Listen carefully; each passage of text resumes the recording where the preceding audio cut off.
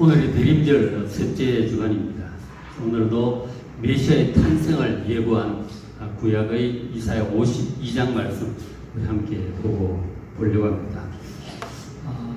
아까 소개 영상에서 잠깐 나왔지만 이사야서 후반부의 배경은 남유다가 멸망한 다음에 바벨론에서 포로 생활을 하고 있던 이 유다 백성들에게 하신 위로와 그리고 회복에 관한 언약의 말씀, 그 말씀을 후반부에서 다루고 있어요. 그래서 오늘 52장을 보는데 52장 이렇게 시작을 하죠. 시온이여 깰지어다 깰지어다.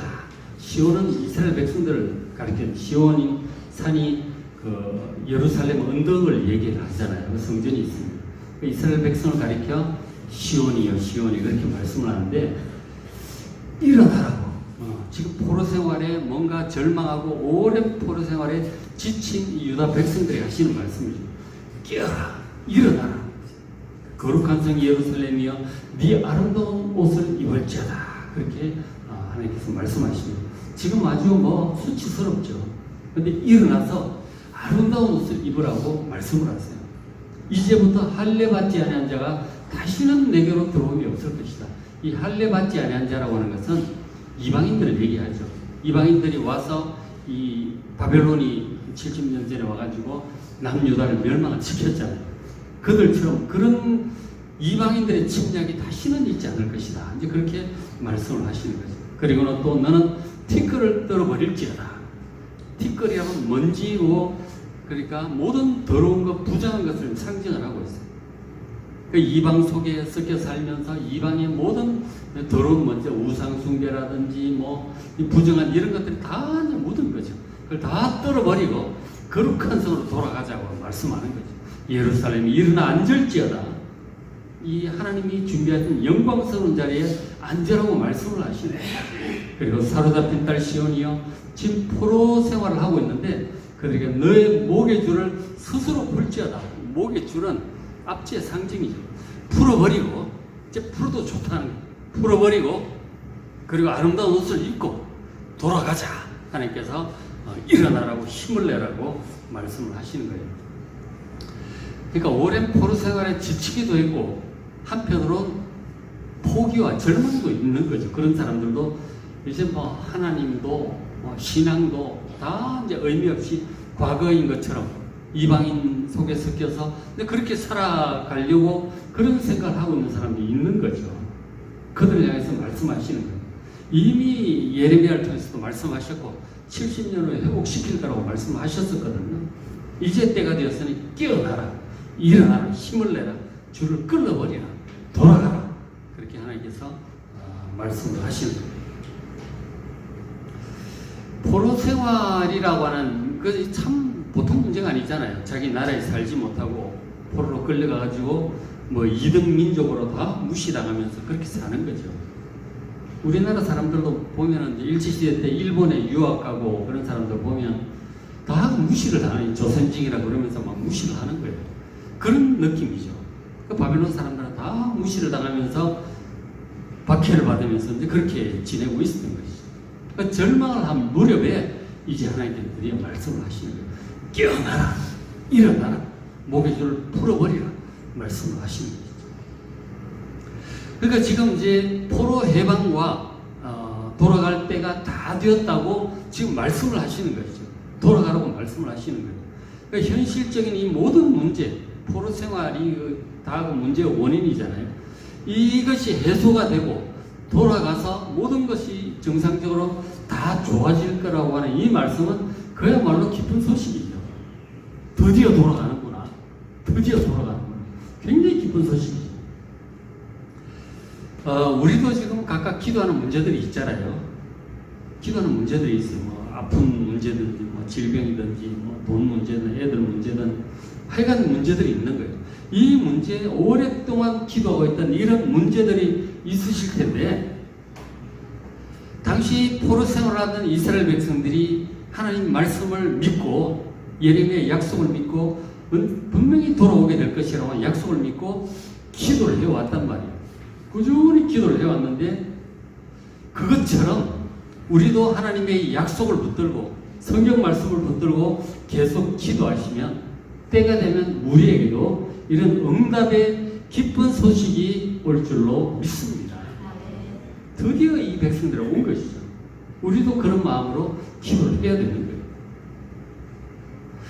그래서 하나님 계속 말씀을 하시는데 52장 3절에 여호와께서 말씀하시되 너희가 값없이 팔렸으니 돈 없이 성장될 것이다.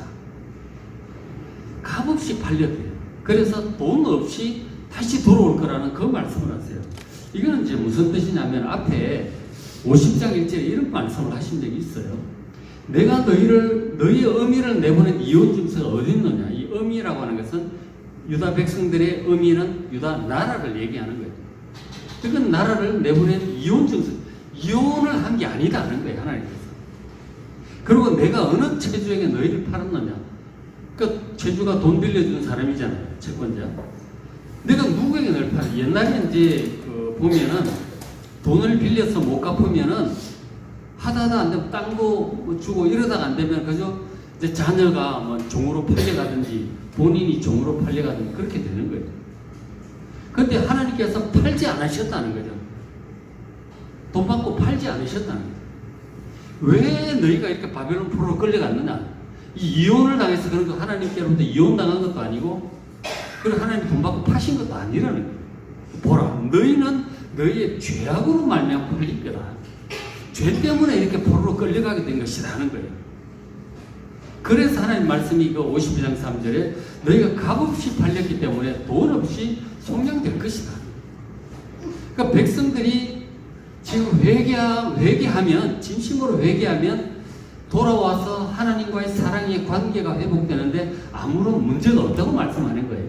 이혼을 지금 한 것도 아니고, 즉, 돈 때문에 팔린 것도 아니다. 얼마든지 회개하면 바로 돌아올 수 있다고 하는 거예요. 현실적인 장애는 없다는 거예요. 오로지 백성들의 회개만, 그게 이 죄악과 회개만의 문제가 될 뿐이에요. 현실적인 장애는 없다.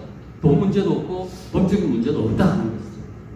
죄를 회개하면 얼마든지 돌아올 수 있다고 그렇게 말씀을 하는 거예요. 그러면서 하나님께서 전에 있었던 일, 과거에 있었던 일 두 가지를 말씀을 하세요. 이런 식으로 하겠다는 거죠. 자, 52장 4절에 주 여호와께서 이와 같이 말씀하실 때 내 백성이 전에 애굽에 내려가서 거기에 거류한 적이 있었다. 그리고 아수르인은 공연히 그들을 압박했다고 두 가지 말씀을 하시는데, 하나는 전에 이스라엘 백성들이 애굽에 한 400년 거주했잖아요. 야곱의 후손들 70명이 내려가지고 400년을 지냈는데, 그때 이제 말기 무렵에 강제 노역으로 고생을 많이 합니다.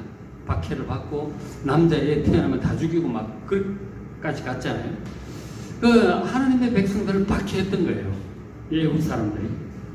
그리고 아수르인 같은 경우는 이제 그 100몇십 년 전에, 200년 전에 그 포로로 끌려가기 200년 전에 북이스라엘을 공격을 해서 결국 멸망을 시킵니다. 그때 남유다도 공격을 받아가지고 히스기야 왕 때 정말 다행히 히스기야가 믿음이 좋아서 그걸 기도하면서 버텨낸 거죠. 그러니까 하나님께서 기도의 응답으로 아수르 군대 18만 5천 명 하룻밤에 몰살을 시키셨어요. 그런 일들로 하나님 심판하십니다. 그러니까 하나님의 백성들을 박해하던데 애굽에 대해서 하나님께서 10가지 재앙을 내리시고 백성을 출애굽시키시잖아요. 이 10가지 재앙은 하나님의 백성들을 박해하는데 애굽에 대한 심판이에요. 그리고 아수르에 대한 심판은 또 그렇게 18만 5천 명이 죽기도 하고, 그리고 아수르도 결국은 바벨론에 의해서 멸망을 당하죠. 하나님의 심판이라고. 하나님의 백성들을 박해한 자들에 대해서 하나님께서 그들을 심판하시는 그 사건을 지금 말씀을 하시는 거죠. 그렇게 이제 하셨어요. 그래서 이제 그와 같은 하나님의 심판, 하나님의 백성들을 박해하는 자들에 대한 그 바벨론에 대한 심판이 이제 임할 것이라고 하나님께서 말씀하는 거죠. 공의로운 하나님께서 하나님의 백성들을 박해한 자들을 이렇게 심판하실 것이다. 그러면서 하시는 말씀이 52장 5절에 내 백성이, 유다 백성이 까닭 없이 잡혀갔으니 내가 여기서 어떻게 하라. 이 까닭이 없다고 하는 것은 이 유다 백성들이 바벨론에 대해서 뭐 잘못한 건 없어요. 그런 얘기를 하시는 거죠. 바벨론에 대해서 잘못한 게 뭐 있어요? 그들이 욕심으로 지금 침략을 하고 그리고 빼앗아가고 짓밟고 그렇게 한 거죠. 문제는 하나님 앞에 죄가 있을 뿐이지 바벨론에 대해서 유다가 잘못한 건 없는 거예요. 까닭 없이 잡혀간 것이죠. 그러니까 하나님께서 이제 내가 어떻게 할까? 보니 그들을 관할하는 자들이, 유다 백성들을 관할하는 자들, 바벨론 사람 떠들어대고, 그리고 내 이름을 항상 종일토록 더럽히고 하나님의 이름을 모독을 하는 거예요. 그렇지 않겠어? 우리나라 신이 훨씬 세다. 마르둑이 훨씬 세고 어쩌고 저쩌고 그러면서 저 망한 나라 유다의 신, 여호와 신, 저 뭐야 아무것도 아니다 그러고 막 무시하고 모독하고, 이스라엘 백성들이 뭐 포로된 곳에서 예배 드리려고 할 때 참 망한 저거 신을 뭐하려고 섬기냐 그러고 이제 그런 식으로 모독을 하는 거죠. 하나님께서 모독을 받으시는 거예요. 사실은 이스라엘 백성은 죄악 때문에 그렇게 됐는데 하나님이 모독을 받으시는 거죠. 그래서 하나님께서 그것을 보시고 그 바벨론을 심판하시겠다는 거예요. 그리고는 6절에 그러므로 내 백성은 내 이름을 알게 될 것이다. 하나님이 정말 여호와 하나님, 우리가 참 기도해 왔는데 진짜 여호와 하나님이, 우리 조상들의 하나님이 온 세상의 주인이신 그 하나님 맞구나. 그 하나님임을 체험하게 될 것이다. 곧 이제 해방될 것이고 그것을 통해서 하나님을 능력을 알게 될 것이다. 그러므로 그날에는 그들이 이 말을 하는 자가 지금 이 약속을 하는 이 하나님이 나인 줄 알게 될 것이다. 내가 여기 있느니라. 살아계신 하나님, 전능하신 하나님께서 말씀하시더니 진짜로 우리가 해방되었구나. 온 세상의 주인이신 하나님을 찬양합니다.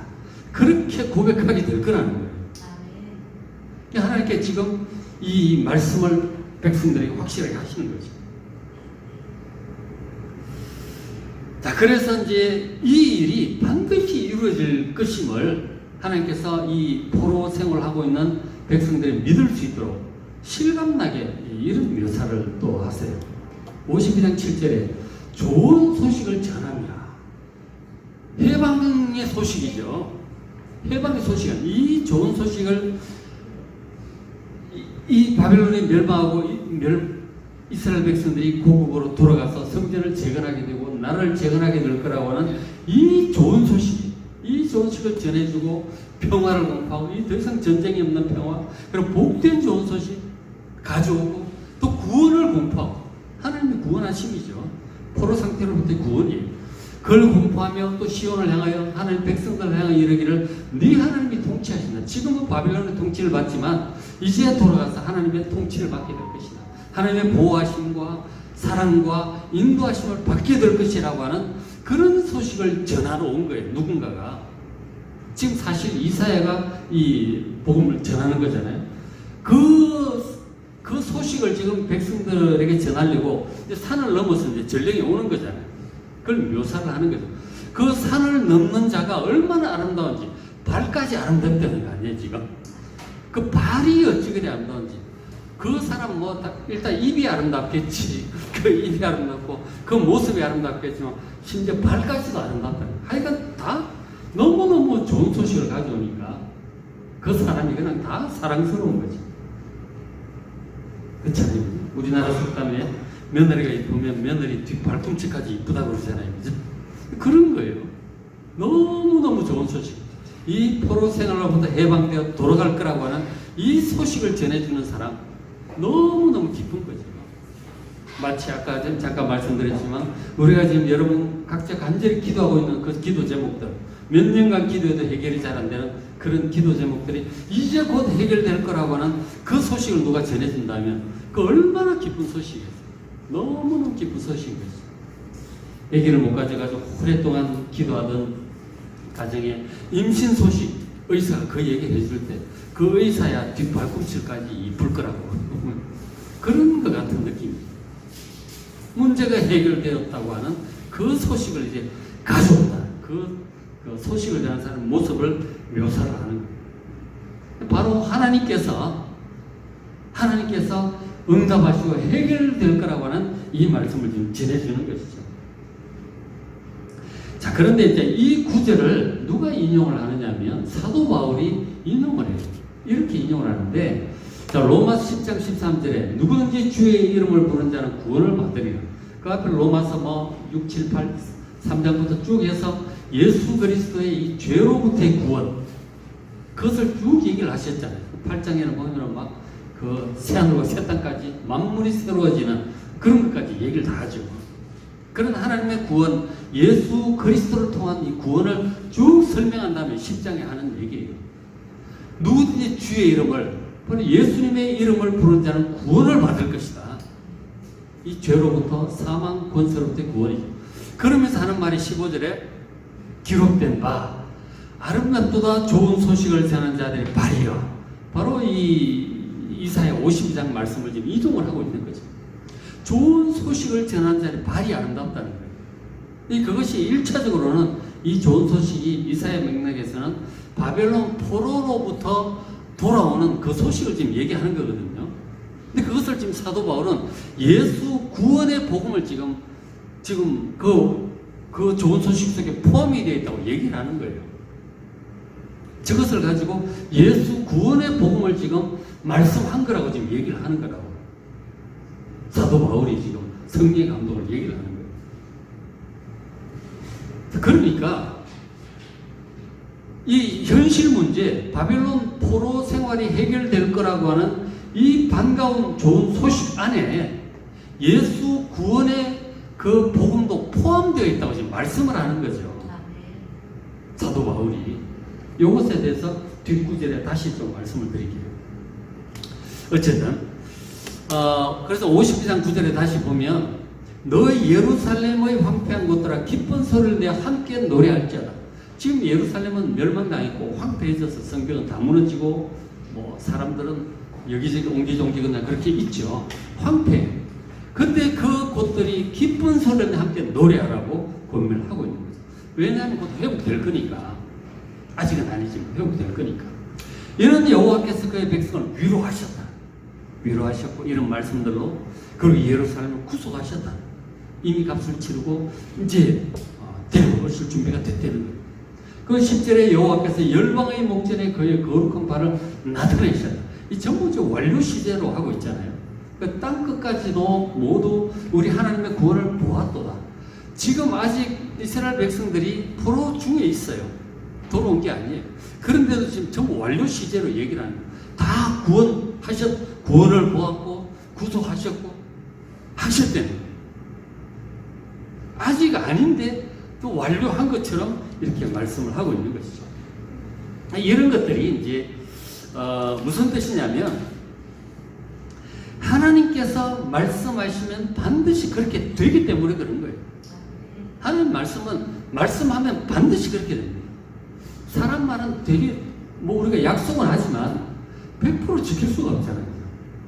약속 시간 딱 정하고 가는데 갑자기 교통사고 난다든지 갑자기 길이 막힌다든지 갑자기 더 급한 일이 생긴다든지 그러면 못하는 거예요.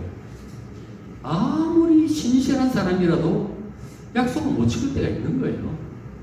아무리 사랑하는 관계에 최선을 다할지라도 못하는 경우가 있어요.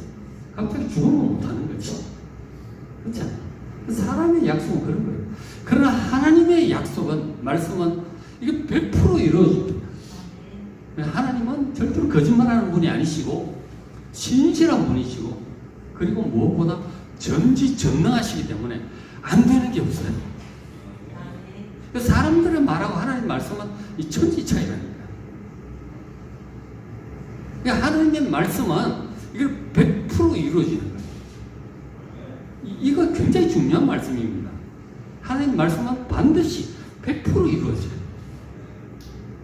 우리의 원하는 바, 내가 기도한 바가 100% 이루어진다 그런 뜻이 아니에요. 그 말은 내가 원하는 바는 이루어질 수도 있고 안 이루어질 수도 있죠. 내가 기도하는 내용이 하나님과 합당치 않으면 혹은 나에게 해로운 것이라면 안 이루어질 수도 있죠. 안 이루어지는 게 오히려 복이죠. 그러니까 우리가 기도한 게 100% 이루어진다는 뜻이 아니고 하나님께서 약속하신 것, 하나님 말씀하신 것, 하나님 축복하신 것이 100% 이루어진다는 뜻이에요. 여러분 믿으시기 바랍니다.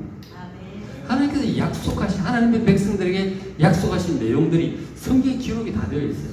아브라함에게 약속하신 것, 그게 이삭에게, 야곱에게 다 상속되잖아요. 우리에게 상속되어 있어요. 그다음 우리에게 하는 약속이에요. 모세를 통하여 하신 약속도 마찬가지예요. 우리가 하나님의 백성이니까 영적인 이스라엘이죠. 예수님을 통해서 하신 약속들, 특히 다시 오리라, 뭐 이런 거, 뭐 기도, 이제부터 기도하라, 응답하리라, 그런 말씀들 예수님이 시행하신대잖아요. 그건 100% 되는 거예요. 여러분들. 그게 믿음이에요. 사람들의 약속은 되기도 안 되기도 하나님 100% 되잖아요. 이 성경이 뭡니까? 하나님의 약속들을 지금 다 기록해 놓은 거예요. 그러니까 하나님이 무슨 약속을 하셨는지 모르면 참 서운해져. 그걸 알면 얼마나 든든하겠어요. 그래, 하나님이 이런 약속을 하셨어. 물론 우리 시간은 우리는 항상 마음이 급하지만 가장 좋은 때는 하나님이 아신단 말이에요. 그 하나님이 하신 약속들 쭉 이렇게 보시면 아, 그렇지, 이런 약속을 하셨지. 그런 약속을 믿고 여러분 마음의 평안을 누리시길 바랍니다. 가장 좋은 때에 그 모든 것들은 전부 다 이루어질 것입니다. 율법의 1.1획도 땅에 떨어지지 아니하고 다 이루리라 하신 말씀이 그 말씀이에요. 얼마나 좋은지 몰랐죠. 100% 이루어진다. 그게 이제 믿음이죠. 그러면서 이제 지금 아직도 포로 생활을 하고 있는 그들에게 다 된 것처럼 미리 말씀하시잖아요. 그럼 곧 될 거니까. 곧 될 거니까. 그러면서 하나님 또 이런 권면을 하시죠. 52장 11절에 너희는 떠날지어다 떠날지어다. 거기서 나오고 부정한 것을 만지지 말지어다. 그 바벨론에서 떠나라는 거예요. 돌아가자. 예루살렘으로 돌아가라고 말씀을 하십니다. 정결하게 하고 이제 돌아가자고 말씀을 하는 거예요. 이제 때가 되었으니 이제 하나님 이제 곧 이제 그 일이 이루어질 거예요. 실제로는 얼마 가지 않아서 바사의 페르시아의 고레스 왕이 칙령을 내려서 각 이스라엘 백성들은 돌아가서 성전을 재건하라고, 제국을 위해서 기도하라고 막 그렇게 칙령을 내려요. 가게 된다니까 하나님이 세상을 움직이시는 거예요. 세상을 바꾸는 거예요. 세상이 뒤바뀌면서 바벨론 세상이 페르시아 세상으로 바뀌면서 갑자기 칙령이 공포돼 가게 되는 거예요. 근데 그때 다 떠나야 돼. 다 정리하고 떠나서 예루살렘에서 새롭게 나라를 세우고 성전도 세우고 하나님 나라를 새롭게 건설을 해야죠. 근데 문제는 거기서 한 70년 그래 살다 보니까 거기 이제 터전을 다 내리고 그쪽 생활 방식에 익숙해졌다는 게 문제죠. 안 가려고 그래. 기회가 온 데가 안 가려고 그런다니까. 여기가 더 편하고 좋다는 거예요. 이건 정말 심각한 문제예요. 자, 장차 예수님께서 다시 오셔서 우리 휴거 말씀도 하죠. 이리로 올라오라 그랬을 때 아, 예수님 아직 제가 할 일이 좀 더 남았는데요.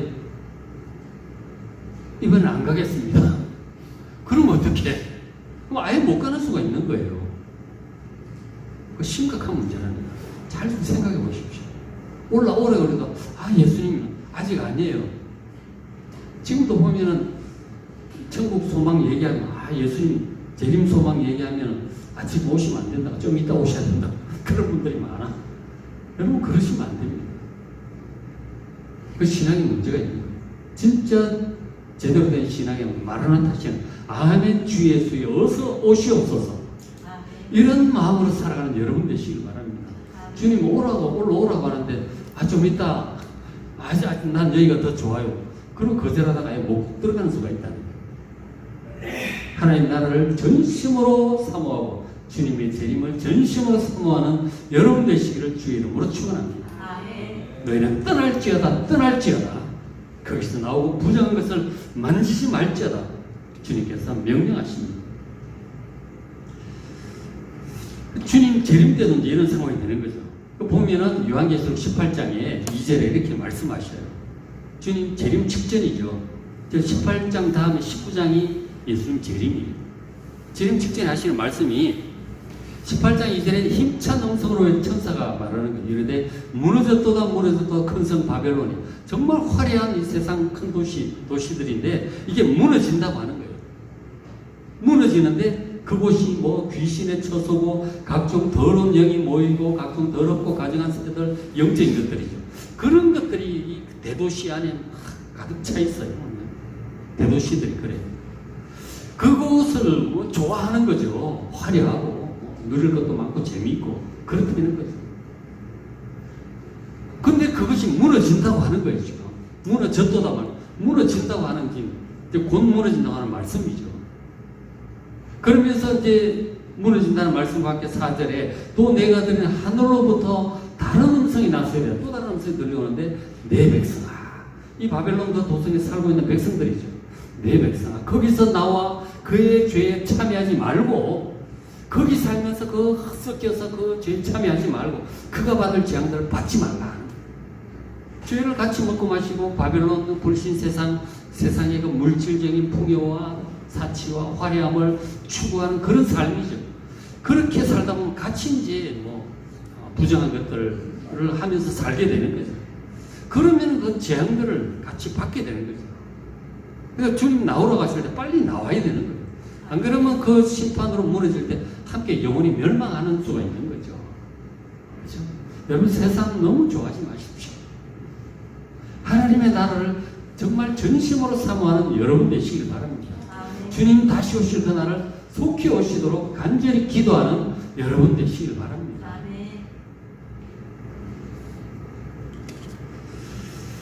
자, 그런데 과거 유다 백성들이 이제 포로 생활이라고 하는 현실 문제죠. 현실적으로 괴로운 이 문제들에만 이제 관심을 가지고 그 문제 해결해달라고 기도를 해요. 막상 또 가라고 하니까 또 안 가기도 하고 막 그러지만 그 간절히 기도한 사람은 서서없이 떠나죠. 그죠? 서서없이 떠나요. 정리해가지고 다 떠나는 거죠. 그렇게 하는데, 어쨌든 이제 그들이 기도할 때, 일단 바벨론 포로 생활을 괴로우니까 돌아가게 해달라. 현실 문제 해결이죠. 그것을 이제 주로 기도하는 거예요. 우리는 늘 그렇죠. 애들 문제, 아픈 거, 경제 문제, 그걸 늘 기도하잖아요. 근데 그런 기도를 하는데, 그것처럼 이스라엘 백성도 이제 돌아갈 그런 기도만 하는 거죠. 그런데 하나님께서 응답을 하시는데, 돌아가게 될 거다. 문제가 해결될 거다. 그런 응답을 하시면서 그 말씀만 하시진 않아요. 근데 그 말씀을 하시면서 항상 메시아를 보낼 거라 그 죄의 구속 얘기도 하시고, 그리고 더 나아가서 새하늘과 새 땅까지 막 얘기를 하세요. 예수님 재림에 관한 그런 얘기도 하시고. 그러니까 다시 말씀드릴게요. 우리가 기도하는 건 항상 현실 문제 해결이에요. 하나님께서 응답하실 때는 현실 문제 해결에 대한 응답도 하시지만 예수님을 통한 구속과, 이때는 아직 예수님 오시기 전이니까 오셔서 십자가 죄로부터의 구속과 죄를 씻는 셈이 열릴 것이라. 스가랴서 이런 말씀하시잖아요. 그리고 더 나아가서 다시 오셔서 이루실 구원의 완성까지 얘기를 다 하세요. 자꾸 그런 식으로 응답을 하세요. 왜 그러냐면 하나님께서 우리에게 임재하시고 응답하시는데, 그래서 언제 어디서든지 하나님의 임재와 응답은 택하신 백성들의 구원이 최종적으로 완성될 때까지 이게 전부 다 연결되어 있기 때문에 그래요. 구원이 완성될 때까지 하나님의 역사는 쉬질 않아요. 그리고 우리는 거기까지 계속 나아가야 되는 거죠. 그래야 끝이 나지. 그때까지는 진행 중이에요. 해결이 아직 안 될 거예요. 그 현실 문제 해결이 다가 아니에요. 그게 해결이 되고 그것을 계기로 해서 하나님을 믿고 또 예수님을 믿고 죄 용서를 받게 되고, 그리고 결국 예수님 다시 오셔서 새하늘과 새 땅, 부활, 영생, 그렇게 되어야 그제서야 끝나는 거예요. 그때까지는 이게 다 필요한 거예요. 현실 문제 해결이 끝이 아니라니까. 그것을 계기로 해서 예수님을 더 잘 믿게 되고, 그리고 더 큰 믿음으로 나아가고, 예수님 다시 오셔서 새하늘과 새 땅에 임해야 그제서야 끝나는 거라니까. 그러니까 하나님의 응답은 항상 현실 문제 해결과 예수님의 이 구속과, 그리고 다시 오셔서 이루어질 새하늘과 새 땅까지 항상 자꾸 같이 말씀을 하시는 거야. 이유를 알겠죠, 그죠? 이것이 전부 동시에 얘기하시는 것은 반드시 그 가야 끝이 나기 때문에 그런 거예요. 하나님은 항상 끝까지 오시니까. 그래서 지금 이 여호와의 종 얘기를 바로 이어서 합니다. 여호와의 종. 저 여호와의 종전 내용은 결국 예수님의 십자가 구속에 관한 내용이에요. 그것이 지금 사실 바벨론 포로들이 회복돼서 돌아가는 것이 저 다 관련되어 있기 때문에 그런 거예요. 여러 가지 면에서. 그래서 갑자기 예수님의 하나님의 종 얘기를 하신다고 지금 이 맥락, 바벨론 포로 돌아갈 거라고 얘기하다가 갑자기 하나님의 종을 얘기를 하시는 거죠. 메시아 얘기를 하시는 거예요. 13절에 보라, 내 종이 형통하리. 장차 오실 바로 그 메시아입니다. 받들어 높이 들려 지극히 존귀하게 될 것이다. 그리고 14절 전에는 그렇게 되기 전에 그의 모양이 타인보다 상하고 그의 모습이 사람들보다 상해서 많이 막 공격당하고 상처받고 맞고 죽고 이렇게 돼요. 상했으므로 사람들이 놀래요. 그 메시아를. 그러나 후에 이제 종이 형통하게 될 것이고 받들어 높이 들려 지극히 존귀하게 될 것이다. 그 종에 대해서 얘기를 합니다. 저 종이 누군지 이제 저기 52장 13절부터 해서 53장까지 쭉 이어지는 그 종이 하나님의 종, 여호와의 종이죠. 53장 한 구절 보면 53장 5절에 그 종의 찔림은 그분이 찔릴 것이다. 우리의 허물 때문에 찔리고 그가 상하면 우리의 죄악 때문이다. 그가 징계를 받음으로 우리가 평화를 누리고 그가 채찍에 맞음으로 우리가 나음을 받았도 우리가 낫고 형통하고 회복될 수 있는 것이 용서받을 수 있는 것이 그분의 찔림과 상함 때문이에요. 그리고 6절에 우리는 다 양 같아서 그릇 행하여 각기 제길 자기 하고 싶은 대로만 갔는데 그래서 우리가 잘못한 것에 대해서 여호와께서 우리 모두의 죄악을 그에게 담당시키십니다. 그 여호와의 종에게 담당시킵니다. 그분이 우리를 대신 고난받고 형벌받고 죽으실 것에 대한 예언이죠. 메시아예요. 그 지금 52장 끝부분에 나오는 여호와의 종은 바로 메시아를 가리키고 있죠. 그 예수님 오시기 지금 700년 전이잖아요. 지금 이런 말씀을 지금 한 거예요. 놀라운 말씀이죠. 자, 이제 이렇게 말씀을 하셨는데, 그러니까 바벨론 포로 생활 얘기를 하다 왜 갑자기 여호와의 종 얘기를 하는 걸까요? 이 종의 구속을 왜 얘기를 하는 걸까? 자, 52장 13절 다시 보면 그분이 14절에 그 밑에 전에는 그의 모양이 타인보다 상하고 사람들보다 상해서 찔리고 상하고 죽고 이렇게 되는 거죠. 그분이 그렇게 될 거다. 많은 사람들 그걸 보고 십자가에 매달린 예수를 보고 놀랬죠. 놀랐는데 그가 결국에는 형통하게 될 것이고 받들어 높이 들려 지극히 존귀하게 될 것이다. 이것은 예수님의 부활과 승천과 하나님의 우편에 앉으셔서 온 세상을 다스리게 될 것임을 지금 예고하고 있는 거죠. 십자가와 부활 승천을 지금 다 얘기를 하는 거예요. 그러니까 당시 유다 백성들이 겪고 있는 바벨론 포로 생활, 고난이 끝나고 회복이 되는 것이 여러 가지로 메시아의 속죄사역과 관련이 되어 있기 때문에 지금 여호와의 종 얘기를 하는 것이죠. 속죄사역을 얘기를 하는 거라고. 예수님의 그 속죄가 우리의 구원과 문제 해결과 그리고 구원의 완성까지 하는 기초가 되기 때문에 그런 거예요. 예수님의 십자가 없다면 이런 건 없는 거예요. 회복도 없고 구원도 없고 천국도 없는 거예요. 그 여호와의 종 얘기를 안 할 수가 없죠. 회복과 응답과 구원을 얘기를 할 때는 항상 이 여호와의 종 메시아의 속죄를 그 사역을 기반으로 하고 있기 때문에 지금 이 시점에서 하나님께서 얘기를 하신 것입니다. 그렇죠?